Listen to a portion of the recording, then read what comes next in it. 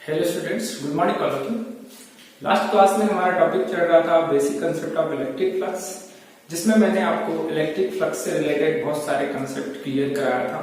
ठीक है, और मैंने ये भी कहा था कि जो इलेक्ट्रिक फ्लक्स का कंसेप्ट है ये बहुत ज्यादा इंपॉर्टेंट है, क्योंकि इसी के बेसिस पर जो गॉस लॉ है वो प्रूव किया जाता है। और गॉस लॉ एग्जाम के पॉइंट ऑफ व्यू से बहुत ज्यादा इंपॉर्टेंट है। बोर्ड एग्जाम में गॉस लॉ से रिलेटेड क्वेश्चन आता है। ठीक है, गॉस लॉ का स्टेटमेंट लिखने कहा जाता है और उसे प्रूव करने के लिए कहा जाता है, और क्वेश्चन जो होता है वो 5 मार्क्स का आता है।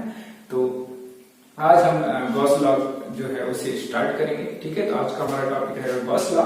गॉस लॉ समझने से पहले मैं थोड़ा सा जो आपको लास्ट वीडियो में मैंने जो इलेक्ट्रिक फ्लक्स का कंसेप्ट बताया था उसे थोड़ा सा आपको क्लियर कर दूं, उसे थोड़ा याद दिला दूं। ठीक है, तो इलेक्ट्रिक फ्लक्स में हमने क्या लिखे थे, the total number of line passing through. जैसे मान लो फॉर एग्जाम्पल यदि हम इलेक्ट्रिक फ्लक्स को डिफाइन करें तो डिफाइन करने के लिए हमने क्या लिए थे, एक सरफेस लिए थे, एक एरिया लिए थे, इसके परपेंडिकुलर हमने लाइन ड्रॉ की थे इलेक्ट्रिक फील्ड। कुछ लाइन है जो इससे पास हो रही है, आ रही बात समझ में? ठीक है, ये इलेक्ट्रिक फील्ड लाइन है। The total number of line which passing perpendicular to any surface is called electric flux। मतलब कि जो total number of electric field line होती है जो किसी भी सरफेस के परपेंडिकुलर पास होती है, ठीक है, उन लाइंस को क्या कहा जाता है, इलेक्ट्रिक फ्लक्स कहा जाता है। आ रही बात समझ में? ठीक है, और मैंने ये भी कहा था कि यहाँ पर जो एरिया वेक्टर होगा, यदि हम एरिया वेक्टर की बात करें, जैसे इस पॉइंट के एरिया वेक्टर की बात करते हैं, छोटा सा स्मॉल रीजन है, इसमें यदि हम एरिया वेक्टर की बात करें तो इलेक्ट्रिक फील्ड का भी डायरेक्शन यही है और एरिया वेक्टर का भी डायरेक्शन यही रहेगा, दोनों का डायरेक्शन सेम रहेगा। ठीक है, क्योंकि यहाँ पर परपेंडिकुलरली लाइन पास हो रही है। आगे बात समझ में? तो फ्लक्स का जो फार्मूला मैंने आपको बताया था, डी फाई स्मॉल रीजन के लिए, यदि हमने छोटा सा रीजन लिए तो स्मॉल रीजन के लिए जो फार्मूला था इलेक्ट्रिक फ्लक्स का, E D S cos theta था, ये हमारे पास फार्मूला है। ठीक है, ये स्मॉल रीजन के लिए। ऐसे छोटे छोटे रीजन हम लेंगे, सारे रीजन, क्योंकि हमको टोटल इलेक्ट्रिक फ्लक्स की वैल्यू ऑब्टेन करना है।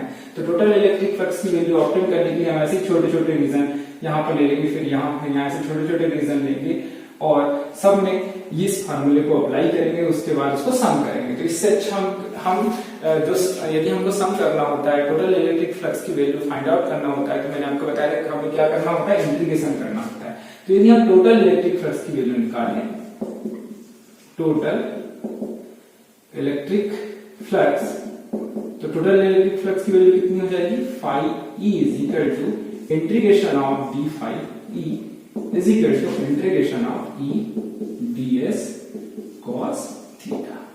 आ रही बात समझ में? इस फार्मूले का आपको यूज करना है, ये मैंने आपको बताया था। ठीक है, ये फार्मूला है जब हम टोटल इलेक्ट्रिक फ्लक्स की वैल्यू फाइंड आउट करेंगे, तो इस फार्मूले को आपको याद कर लेना है। ठीक, ये फार्मूला कहां से आया, यहां से आया। ये स्मॉल रीजन के लिए था इलेक्ट्रिक फ्लक्स की वैल्यू, और ये टोटल जो रीजन है उसके कारण जो इलेक्ट्रिक फ्लक्स की वैल्यू रहेगी, मतलब टोटल इलेक्ट्रिक फ्लक्स की वैल्यू हम इस तरीके से इंटीग्रेशन करके कैलकुलेट करेंगे। ये किसके लिए था, ये 2D सरफेस के लिए था, मतलब कि प्लेन सरफेस, प्लेन एरिया, जब प्लेन सरफेस एरिया। ठीक, और यदि मैं यहां पर क्लोज सरफेस एरिया की बात करूं तो क्लोज सरफेस एरिया के लिए हम क्या लगा लेते हैं, सर्कल लगा लेते हैं और इंटीग्रेशन कर लेते हैं। ठीक है, E D S cos theta. ठीक है, ये किसके लिए था, क्लोज्ड सरफेस के लिए, मतलब कि 3D सरफेस के लिए। तो ये बातें आपको ध्यान में रखना है। ठीक है, तो जब हम गॉस लॉ पढ़ेंगे तो उसमें हम क्लोज्ड सरफेस एरिया का यूज करने वाले हैं, मतलब क्लोज्ड बॉडी का यूज करने वाले हैं, जिसमें हम गॉस लॉ को प्रूव करेंगे। ठीक है, तो आपको ये फार्मूला वहां पर यूज करना पड़ेगा। ठीक, आइए बात समझ में। इसके अलावा आपको ये भी ध्यान रखना है कि जो थीटा है वो उसकी वैल्यू क्या है। यहाँ पर इस डायग्राम में आप देखिए थीटा की वैल्यू क्या बन रही है, डीएस जो है एरिया वेक्टर है, इसका डायरेक्शन ऐसा है, और जो इलेक्ट्रिक फील्ड है इसका डायरेक्शन भी ऐसा है, दोनों सेम डायरेक्शन में। तो दोनों के बीच का एंगल क्या रहेगा, 0 रहेगा। तो यहाँ पर इस कंडीशन में थीटा की वैल्यू 0 होगी। तो ऐसा जरूरी नहीं है कि हमेशा थीटा की वैल्यू 0 हो, उसकी कुछ ना कुछ वैल्यू भी हो सकती है। जैसे फॉर एग्जांपल मैंने कल आपको एक डायग्राम बताया था, जैसे ये डायग्राम हमारे पास, और कोई इलेक्ट्रिक फील्ड लाइन ऐसे पास हो रही है। ठीक है, तो ये इलेक्ट्रिक फील्ड लाइन का डायरेक्शन है और ये एरिया वेक्टर का डायरेक्शन। यहाँ पे डीएस की जगह डीए भी ले सकते हैं और इनके बीच का एंगल है थीटा। ठीक है, थीटा क्या है, डीएस एरिया वेक्टर और इलेक्ट्रिक फील्ड के बीच का जो एंगल है उसे थीटा कहा गया है। ठीक है, तो इस टाइम पर हम थीटा की जगह जो भी थीटा की वैल्यू होगी उसे पुट करेंगे और टोटल इलेक्ट्रिक फ्लक्स की वैल्यू फाइंड आउट करेंगे। ठीक है, आगे बात समझ में। तो ये जो मैंने फार्मूले यहाँ पे लिखा है, ये सारे फार्मूले आप नोट कर लीजिए। और वैसे तो मैंने प्रीवियस क्लास में आपको नोट करवाया था सारे फार्मूले, लेकिन फिर भी आप इन सारे फार्मूले को नोट करिए। और इसके अलावा एक और बात आपको ध्यान रखना है, when value of intensity of electric field is constant, यदि इलेक्ट्रिक फील्ड की वैल्यू क्या हो जाए, कांस्टेंट हो जाए। कभी कभी ऐसा होता है कि यूनिफॉर्म इलेक्ट्रिक फील्ड हो, मतलब कि यहां से यूनिफॉर्म इलेक्ट्रिक फील्ड पास हो रही हो किसी भी सरफेस से, तो जो इंटेंसिटी ऑफ इलेक्ट्रिक फील्ड की वैल्यू होती है हर पॉइंट पे, चाहे यहां देखो यहां किसी भी पॉइंट पर देखोगे, तो इंटेंसिटी ऑफ इलेक्ट्रिक फील्ड की वैल्यू कांस्टेंट रहेगी, सेम रहेगी। तो उस टाइम जब हम टोटल इलेक्ट्रिक फ्लक्स निकालेंगे तो उसका फार्मूला थोड़ा चेंज हो जाएगा। तब फाई इज इक्वल टू हो जाएगा, ये क्लोज सरफेस की बात कर रहा हूँ, कोई भी सरफेस हो सकता है, ओपन क्लोज, बस केवल इंटीग्रेशन में तो आपको समझ में आ ही गया होगा। तो अभी मैं क्लोज सरफेस के लिए लिख रहा हूं, d phi E is equal to हो जाता है, ई को हम बाहर निकाल लेते हैं क्योंकि ई क्या है, कांस्टेंट है, तो इसकी वैल्यू सेम रहेगी, डी एस कॉस थीटा। आधी बात समझ में? ठीक है, हमने क्या किए, ई को बाहर निकाले, क्यों निकाले, क्योंकि ई की वैल्यू क्या है, कांस्टेंट है। ठीक है, और कांस्टेंट कब रहेगी, जब इलेक्ट्रिक फील्ड कैसी रहेगी, यूनिफॉर्म रहेगी। यूनिफॉर्म इलेक्ट्रिक फील्ड मतलब सारी जो लाइन रहेगी, जो लाइन है वो एक दूसरे से इक्वी डिस्टेंस में रहेगी, इनके बीच का डिस्टेंस सेम रहेगा, एक दूसरे के पैरेलल रहेगी सारी लाइन। आई बात समझ में? ठीक है, तब इलेक्ट्रिक फील्ड की वैल्यू क्या रहेगी, कांस्टेंट रहेगी। इसके अलावा भी दूसरी भी कंडीशन होती है, वो हम गॉस लॉ में देखेंगे कि कौन सी कंडीशन है जिसमें इलेक्ट्रिक फील्ड की वैल्यू कांस्टेंट हो सकती है। ठीक है, तो इसे नोट करिए। इसके बाद हम गॉस लॉ स्टार्ट करेंगे। ठीक है, इसे जल्दी से नोट करिए।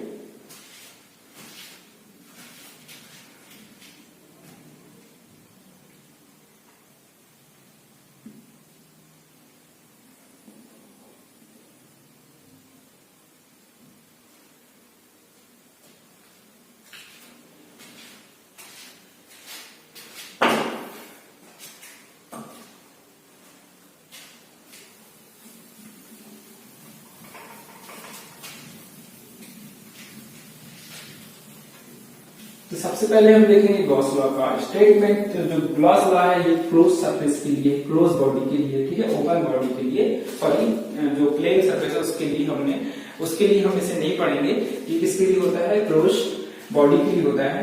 तो यदि हम इसे डिफाइन करें तो हम इसे इस तरीके से डिफाइन करेंगे, the net electric flux coming out from any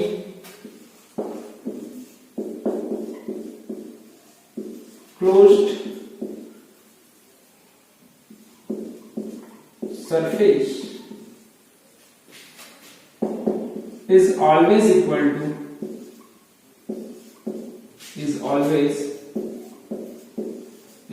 to 1 upon epsilon naught times of electric charge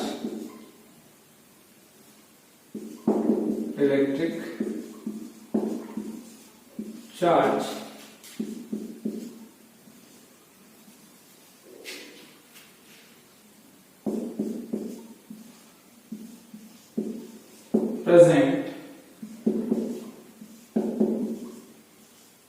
inside the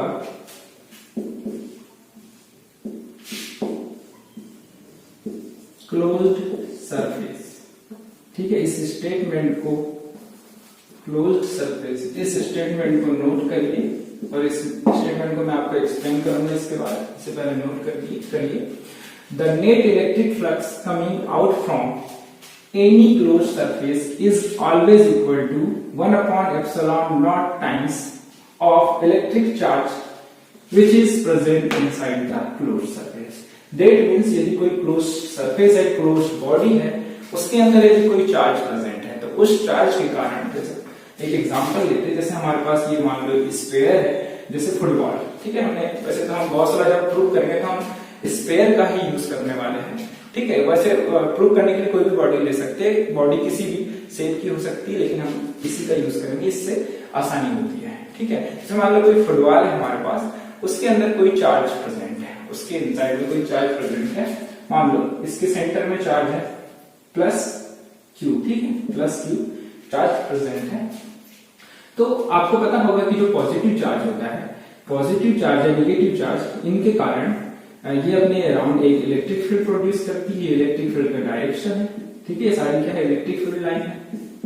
तो ये इलेक्ट्रिक फील्ड लाइन इस सरफेस से होते हुए पास होगी, और जब ये इनसे पास होगी तो 90 का एंगल बनाएगी। आई बात समझ में? सारी इलेक्ट्रिक फील्ड लाइन जो पास हो रही है, ये कितने का एंगल बनाते हुए पास होगी? 90 डिग्री का एंगल बनाते हुए पास होगी, परपेंडिकुलर पास होगी। तो हम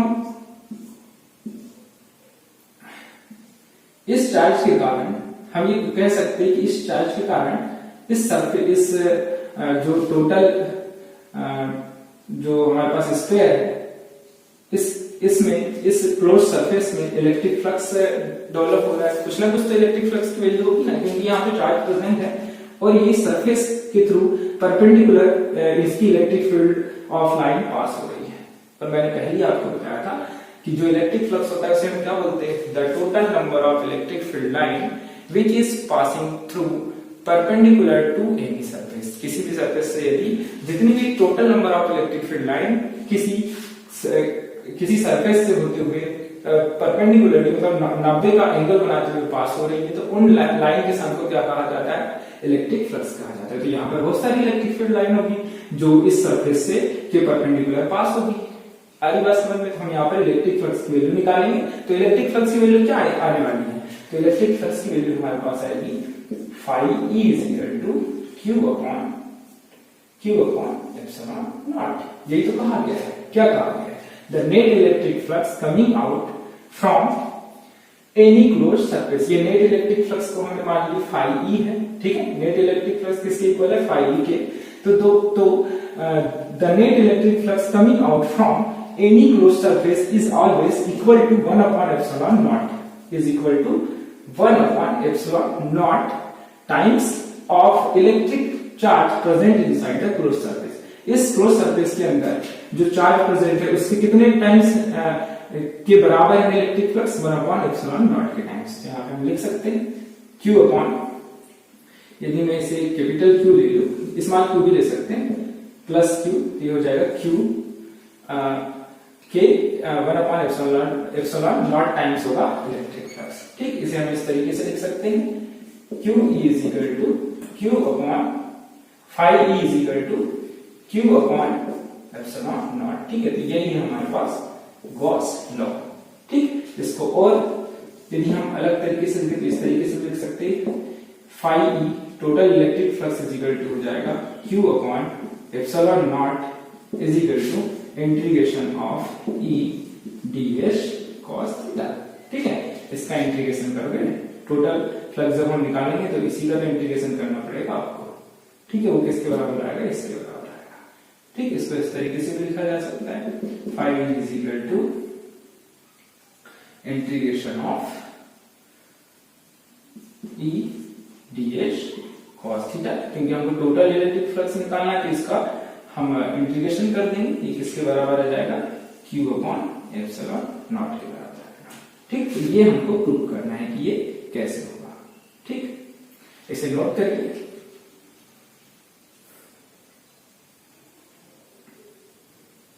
इसे नोट करिए, स्क्रीनशॉट लीजिए और नोट करिए। तो इसका जो डेरिवेशन है बहुत ही आसान रहने वाला है, आप ध्यान से समझने की कोशिश करिएगा, ठीक है। यदि इतना कंसेप्ट आपका क्लियर हो गया है तो आपको गॉस लॉ बहुत अच्छे से समझ में आ जाएगा, ठीक है। इसे जल्दी से नोट करिए।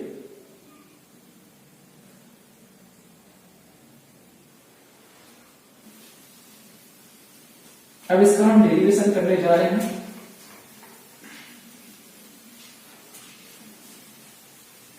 Late assume we have plus Q charge. Statement तो आपने नोट कर ली थी, इसे मैं रब कर रहा हूं।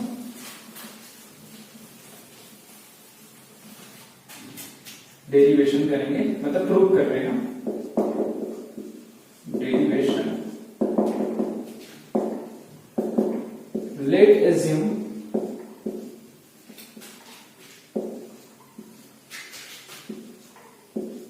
We have plus Q charge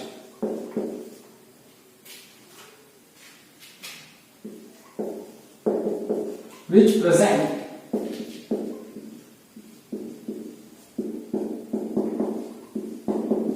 inside the sphere, जो स्पेयर है उसके इनसाइड में प्रेजेंट है। ठीक है, तो हम यहाँ पे कंसीडर कर लेते हैं हमारे पास ये प्लस क्यू चार्ज है और ये स्पेयर है। ठीक है, और ये जो स्पेयर है ये जरूरी नहीं है कि ये स्पेयर के अंदर ही प्रेजेंट हो। हम ये जो स्पेयर है इसको गॉसियन सरफेस भी कह सकते हैं। ठीक है, गॉसियन सरफेस क्या होता है, क्योंकि हम गॉस लॉ पढ़ रहे हैं तो यहाँ पर गॉस लॉ में जब हम गॉस लॉ का एप्लीकेशन पढ़ेंगे इसके बाद वाले टॉपिक में, तो हम गॉसियन सरफेस बनाएंगे। गॉसियन सरफेस क्या होता है ये मैं आपको नेक्स्ट क्लास में एक्सप्लेन करने वाला हूँ। ठीक है, तो आज केवल आप इतना जानिए कि इसके अराउंड जो क्लोज सरफेस होता है, किसी भी चार्ज के अराउंड जो क्लोज सरफेस होता है उसी को क्या कहा जाता है, गॉसियन सरफेस कहा जाता है। ठीक है, तो यहाँ पर ये पॉजिटिव चार्ज है प्लस क्यू चार्ज, इसके अराउंड ये गॉसियन सरफेस हमने क्या लिए है, स्फीयर लिए। हमने माने कि इस स्फीयर के अंदर पॉजिटिव चार्ज प्रेजेंट है। ठीक है, तो इस पॉजिटिव चार्ज के कारण इलेक्ट्रिक फील्ड लाइन इस डायरेक्शन में प्रोड्यूस होगी। ठीक है, ये इलेक्ट्रिक फील्ड लाइन का डायरेक्शन रहेगा और ये यहाँ पर 90 का एंगल बनेगा, मतलब थीटा की वैल्यू क्या रहेगी, 90 रहेगी। ठीक है, आ रही बात समझ में। ठीक, मतलब सॉरी, थीटा की वैल्यू 90 नहीं रहेगी, थीटा की वैल्यू 0 रहेगी। ये इस सरफेस के साथ 90 का एंगल बना रहा है। ठीक है, जो सरफेस है और इस पॉइंट पर इस सरफेस के साथ, और मतलब जो ये सरफेस है स्फेरिकल सरफेस, इसके साथ इसका इलेक्ट्रिक फील्ड के डायरेक्शन के साथ 90 का एंगल बन रहा है। ठीक, आगे बात समझ में इतनी।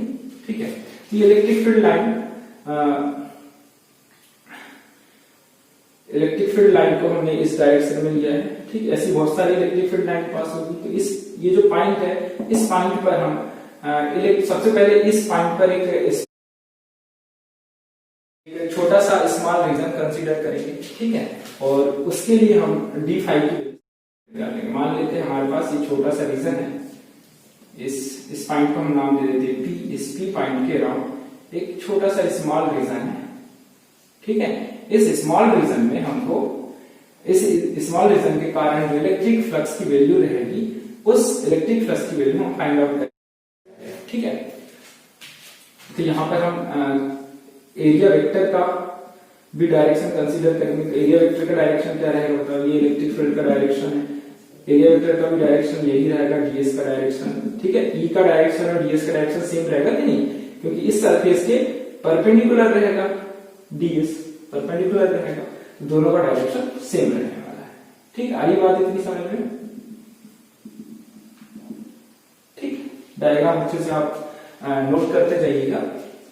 इन दोनों के बीच का एंगल कितना बन रहा है, दोनों सेम डायरेक्शन में है, तो थीटा की वैल्यू क्या रहेगी, 0 रहेगी। ds और e क्या है, सेम डायरेक्शन में है, तो थीटा की वैल्यू क्या आएगी, 0 आएगी। ये बात आपको ध्यान रखना है। ठीक है, इसके बाद हम डेरिवेशन करते हैं। The value of intensity of electric field, intensity of electric field at point P। ठीक है, हमने P पॉइंट कंसीडर किया है। इस P पॉइंट पर सबसे पहले हम इंटेंसिटी ऑफ इलेक्ट्रिक फील्ड की वैल्यू फाइंड आउट करेंगे। ठीक है, यहां से यहां तक का डिस्टेंस कितना रहेगा, r। इस पॉइंट से इस पॉइंट का डिस्टेंस हमने r कंसीडर किए, यहां से यहां तक का डिस्टेंस भी r, ये रेडियस है। ठीक है, आगे बात समझ में। तो इस P पॉइंट पर इंटेंसिटी ऑफ इलेक्ट्रिक फील्ड की वैल्यू क्या रहेगी, मैंने आपको पहले इंटेंसिटी ऑफ इलेक्ट्रिक फील्ड का फार्मूला बताया था, क्या होता है, intensity of electric field is equal to the ratio of force X between two charges and magnitude of test charge. ठीक है, यही फार्मूला। यहाँ पर यदि इस पॉइंट पे आप टेस्ट चार्ज कंसीडर करेंगे कि यहाँ पे कोई टेस्ट चार्ज है, तो आप क्या लिखेंगे, इसके इन दोनों के बीच में क्या फोर्स रहेगा, ये चार्ज क्यू चार्ज और इनके बीच में क्या फोर्स रहेगा, के क्यू डिवाइड बाय आर का स्क्वायर, यही फोर्स रहेगा ना।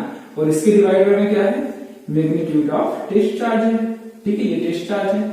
आगे बात समझ में, यहाँ पर पॉजिटिव क्यू चार्ज है, कैपिटल क्यू, और ये हमने इस पॉइंट पर इंटेंसिटी ऑफ इलेक्ट्रिक फील्ड निकालने के लिए एज्यूम किए कि यहाँ पर एक क्यू नॉट चार्ज, मतलब कि इसे हम क्या बोलते हैं, क्यू नॉट चार्ज को क्या बोलते हैं, टेस्ट चार्ज बोलते हैं। टेस्ट चार्ज यहाँ पर रखा हुआ है। तो इन दोनों के बीच में जो फोर्स लग रहा है ये किसके बराबर आएगा, force is equal to K Q capital Q small Q naught divide by R का स्क्वायर। और सबके डिवाइडर में क्या है, क्यू नॉट है, क्यू नॉट से क्यू नॉट कैंसिल हो जाएगा, तो इलेक्ट्रिक फील्ड एक point P is equal to हो जाएगा के क्यू अपॉन आर का स्क्वायर, मतलब कि 1/4 pi epsilon naught Q upon, हम फर्स्ट पॉइंट देंगे E is equal to 1/4 pi epsilon naught Q upon R का स्क्वायर। ठीक है, इसे आप फर्स्ट इक्वेशन दे दीजिए। ठीक है, इसकी वैल्यू हमें आगे यूज होने वाली है। दूसरी चीज कि आपको ये भी ध्यान रखना है कि हर पॉइंट पर, जितने भी पॉइंट हम कंसीडर करेंगे, यदि इस पॉइंट की बात करें या इस पॉइंट की या इस पॉइंट की, और इस सारे पॉइंट पे यदि हम इंटेंसिटी ऑफ इलेक्ट्रिक फील्ड की वैल्यू फाइंड आउट करें तो हमेशा सेम आएगी। क्यों सेम आएगी, क्योंकि आर की वैल्यू क्या है, आर यहाँ से यहाँ तक की वैल्यू आर है ना, तो आर की वैल्यू क्या है, सेम है। तो हर पॉइंट पर, जितने भी पॉइंट पर हम इंटेंसिटी ऑफ इलेक्ट्रिक फील्ड की वैल्यू फाइंड आउट करेंगे तो वैल्यू कितनी आएगी, इतनी ही आएगी। ठीक है, इसका मतलब क्या होगा कि ई क्या है, ई will be E intensity of electric field is constant। ठीक है, ये वैल्यू क्या है, कांस्टेंट है, आपको ध्यान रखना है। ठीक है, E क्या है, कांस्टेंट है। ठीक, आगे बात समझ में, इसे नोट करिए।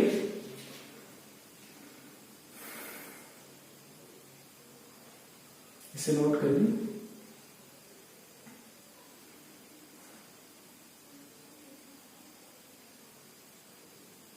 ठीक है, ये जो सरफेस है इसे गॉसियन सरफेस कहा जाता है।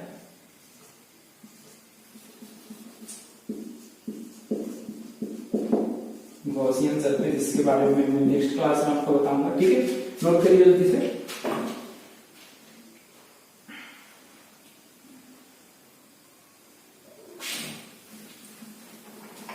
ठीक है, इस इक्वेशन को आप ध्यान में रखिएगा, इसका आगे यूज करेंगे। Now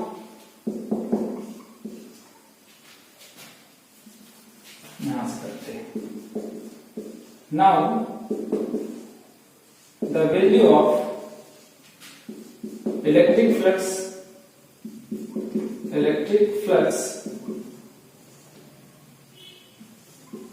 due to small region में जो इलेक्ट्रिक फ्लक्स की वैल्यू रहेगी उसकी मतलब जो इलेक्ट्रिक फ्लक्स है इस स्मॉल रीजन का, उसकी वैल्यू क्या आएगी, डी फाई। उसकी वैल्यू क्या आएगी, D phi is equal to E D S cos theta. आगे बात समझ में थी। ठीक है, ये मैंने पहले ही आपको बताया था, जो गॉस लॉ स्टार्ट करने वाला था उससे पहले मैंने सारे फार्मूले आपको बताया था। तो डी फाई क्यों लिए हमने, क्योंकि स्मॉल रीजन की बात हो रही है, तो स्मॉल रीजन के कारण जो इलेक्ट्रिक फ्लक्स की वैल्यू होगी, मतलब स्मॉल रीजन में जो electric the value of electric flux in small region में जो इलेक्ट्रिक फील्ड की इलेक्ट्रिक फ्लक्स की जो वैल्यू होगी वो कितनी होगी, d phi is equal to E D S cos theta होगी। यहाँ पर हियर एक चीज और आपको ध्यान में रखना है, here theta is equal to क्या है, 0 है, क्योंकि दोनों सेम डायरेक्शन में डीएस होगी। इन दोनों के बीच में जो एंगल बन रहा है थीटा बन रहा है, थीटा की वैल्यू 0 है। ठीक है, तो d phi is equal to कितना हो जाएगा, d phi is equal to हो जाएगा ई डी एस, क्योंकि cos 0 की वैल्यू कितनी होती है, cos 0 की वैल्यू 1 होती है। ठीक, ये बात आपको ध्यान रखना है। तो हमारे पास आ गया फार्मूला। इसी तरीके से हमको क्या निकालना है, टोटल इलेक्ट्रिक फ्लक्स क्या देखे थे हमने गॉस लॉ में, the net electric flux coming out from any closed surface is equal to the 1/epsilon naught times of the electric charge which present inside the close surface. ठीक है, मतलब कि इस जो टोटल इलेक्ट्रिक फ्लक्स होगा, ठीक है, वो इन यहाँ इसके अंदर जो चार्ज प्रेजेंट है उसके बराबर एप्सिलॉन नॉट टाइम्स होगा। और हमको क्या निकालना है? टोटल इलेक्ट्रिक फ्लक्स निकालना है। अभी तो हम इस पॉइंट का निकाले, मतलब इस स्मॉल रीजन का निकाले, आदिवासी में छोटे से रीजन का निकाले ना, हमको तो सारे पॉइंट को कवर करना है। तो इसके बाद मान लो हम ये वाला पॉइंट कवर करें, ठीक है, इसके बाद मान लो हम ये वाला पॉइंट कवर करें, ये वाला करें, ये वाला करें, ऐसे सारे पॉइंट हम कवर करते जाएंगे, सारे बिल्कुल। ये वाला पॉइंट करोगे, ये वाला पॉइंट करोगे, ये वाला पॉइंट, सारे पॉइंट आप कवर करोगे तो वैल्यू क्या आएगी? हमेशा क्या आएगी? D phi is equal to क्या जाएगा? ईडीएस। ठीक है, तो ऐसी बहुत सारी वैल्यू आएगी। D phi is equal to EDS, D phi is equal to EDS. आ रही बात समझ में? तो हमको करना क्या है? टोटल इलेक्ट्रिक फ्लक्स निकालना है। Total electric flux coming out from closed surface is equal to या will be, ठीक है, टोटल इलेक्ट्रिक फ्लक्स क्या हो जाएगा? Phi E. अरे बस समझ में, टोटल इलेक्ट्रिक फ्लक्स क्या होगा? Phi E. Phi is equal to integration of D phi. और हम यहाँ पे क्लोज सरफेस की बात करें इसलिए यहाँ पे सर्कल लगा दिए, इज इक्वल टू हो जाएगा डी फाई की वैल्यू कितनी है? E D S. आ रही बात समझ में? E D s. ठीक है, अब यहां पर आप देखिए जो ई है ये कांस्टेंट है, ठीक है, ई क्या है? कांस्टेंट है। तो d phi is equal to कितना हो जाएगा? E D s. ठीक है, हमको टोटल इलेक्ट्रिक फ्लक्स निकालना है तो इंटीग्रेशन करना पड़ेगा, हमने इंटीग्रेशन कर दिए। और ई क्या है? कांस्टेंट है, मैंने पहले ही बताया था, तो ई को हमने क्या कर दी? बाहर कर दी। ठीक है, अब इस इक्वेशन में ये होगी सेकंड इक्वेशन, इसमें ई की वैल्यू पुट कर देंगे। इतना नोट करिए आप सबसे पहले, इसका स्क्रीनशॉट लीजिए और इसे नोट करिए। आगे बात समझ में क्या करते हैं हम? देखिए यहाँ पर इस पॉइंट में भी आप निकालेंगे, इस पॉइंट में भी आप निकालेंगे, इस पॉइंट, सारे पॉइंट में जब आप निकालेंगे तो सबकी वैल्यू कितनी आने वाली? इस पॉइंट में, इस पॉइंट में सबकी value d phi is equal to E D s आएगी। हमको क्या करना है? सबका सम करना है। सबका सम करने के लिए क्या करेंगे? इंटीग्रेशन कर देंगे। तो ये हमने क्या कर दिए? इंटीग्रेशन कर दिए। ठीक है, नोट करिए इसे।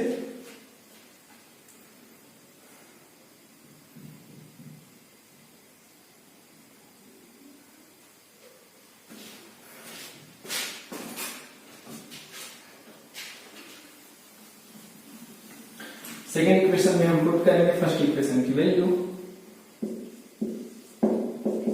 Put the value of equation first in equation second. ठीक है, सेकेंड इक्वेशन में पुट कर रहे हैं ई की वैल्यू। ठीक है, फाई इज इक्वल टू क्या हो जाएगा?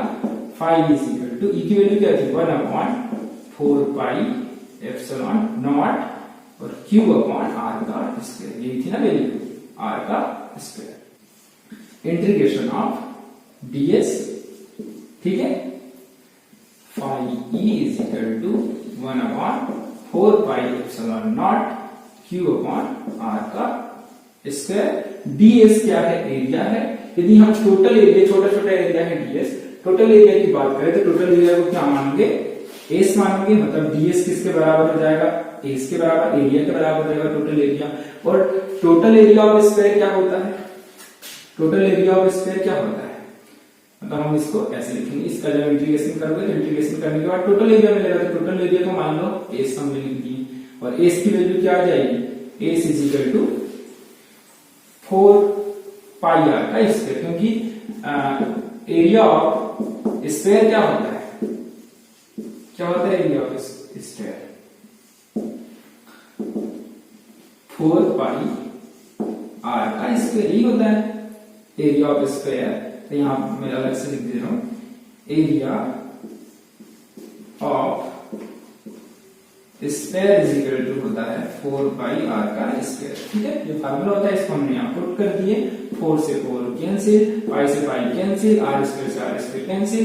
Q E is equal to क्या? Sorry, phi E is equal to कितना आ गया? Q upon epsilon naught. यही हमको प्रूव करना था, ठीक है।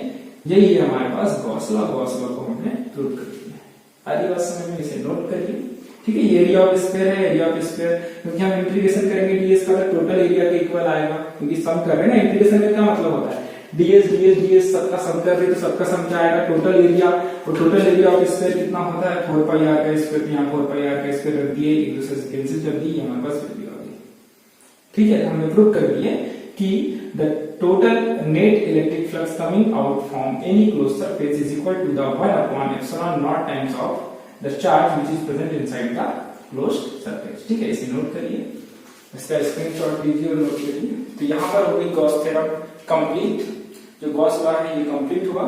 और यदि एक और कंडीशन, यदि ये जो चार्ज है, ये चार्ज यदि मैंने यहाँ पर प्लेस कर दिया इसके आउटसाइड, और इसके बाद हम ये बोले कि टोटल इलेक्ट्रिक फ्लक्स की वैल्यू क्या होगी, तो हमेशा टोटल इलेक्ट्रिक फ्लक्स की वैल्यू 0 होगी, क्योंकि इसके अराउंड कोई क्लोज सरफेस नहीं है। आरी बात समझ में, क्लोज सरफेस रहेगा तभी, या क्लोज सरफेस के अंदर जितना चार्ज प्रेजेंट होगा, यदि चार्ज प्रेजेंट है क्लोज बॉडी के अंदर, तो ही इलेक्ट्रिक फ्लक्स की वैल्यू होगी, नहीं तो इलेक्ट्रिक फ्लक्स की वैल्यू नहीं होगी।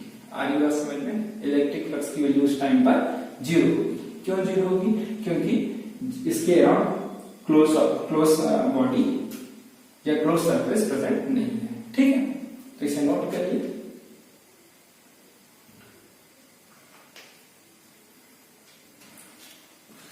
आज की क्लास हम यहीं पर एंड करते हैं।